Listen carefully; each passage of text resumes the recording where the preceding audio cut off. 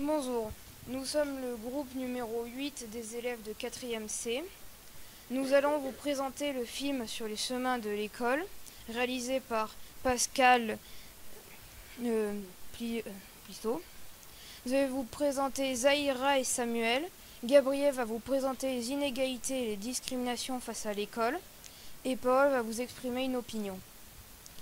Zahira est une jeune fille de 12 ans.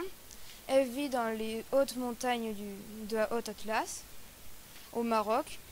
Elle parcourt 22 km en 4 heures tous les lundis avec ses deux amis. Elle reste en internat pendant toute la semaine et elle rentre chez elle le week-end. Samuel est un garçon handicapé de 13 ans. Il vit au golfe du Bengale en Inde.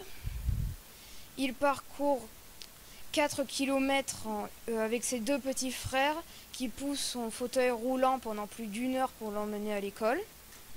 Je passe la parole à mon camarade Gabriel.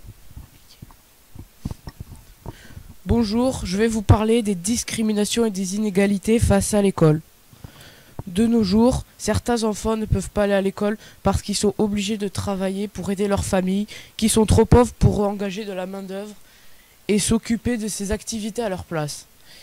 Il y a aussi beaucoup d'enfants qui ne peuvent pas aller à l'école parce qu'il y a beaucoup de facteurs de discrimination contre les femmes, le handicap et la pauvreté. Dans le film, Samuel s'estime chanceux de pouvoir aller à l'école car il est pauvre et handicapé. Il dit qu'il connaît une fille riche et très intelligente qui a dû arrêter ses études car ses parents n'ont pas trouvé important qu'elle les continue.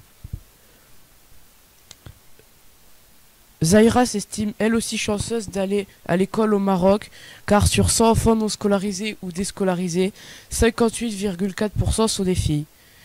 Quand elle va à l'école avec ses amis, elle décide de faire du stop, mais quand elles arrêtent un conducteur pour leur dire qu'elles vont à l'école, l'homme explique qu'il n'a pas de temps à perdre, surtout pour amener des filles à l'école. Je passe la parole à Paul. Dans ce film, Samuel pense que trop d'enfants ne sont pas scolarisés dans le monde pour des raisons de discrimination. Avec un handicap ou la pauvreté, il est aussi dur d'aller à l'école. Zahira, elle, pense qu'il faut que les parents envoient plus leurs filles à l'école, alors qu'ils envoient souvent leurs garçons en priorité. Elle pense qu'il est dur d'être une femme car on doit résister aux discriminations. Conclusion. L'éducation est importante pour les enfants, pour leur futur, mais aussi pour leur pays. Grâce à l'école, les enfants peuvent obtenir un meilleur avenir et un bon salaire pour se sortir de la pauvreté, ainsi que leur famille. L'augmentation du niveau scolaire permet d'avoir des personnes qualifiées pour développer des activités économiques favorables à la croissance et au développement du pays. Il faut lutter contre les discriminations liées à la tradition ou à la culture, comme le fait de moins scolariser les filles que les garçons, ou de ne pas scolariser les enfants handicapés.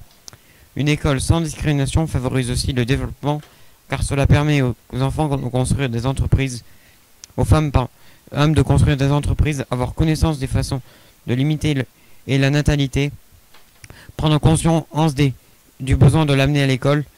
L'école permet aux handicapés de trouver un métier qui leur permettra de mieux s'intégrer à la société. Il faut donc construire plus d'écoles pour que les populations isolées ou pauvres puissent y amener leurs enfants. Ce film nous a permis de prendre conscience de notre chance d'aller à l'école sans des heures de trajet, un internat, et nous avons également la chance d'avoir un ramassage scolaire, une cantine, une adaptation pour les personnes en situation de handicap et une éducation à un niveau élevé.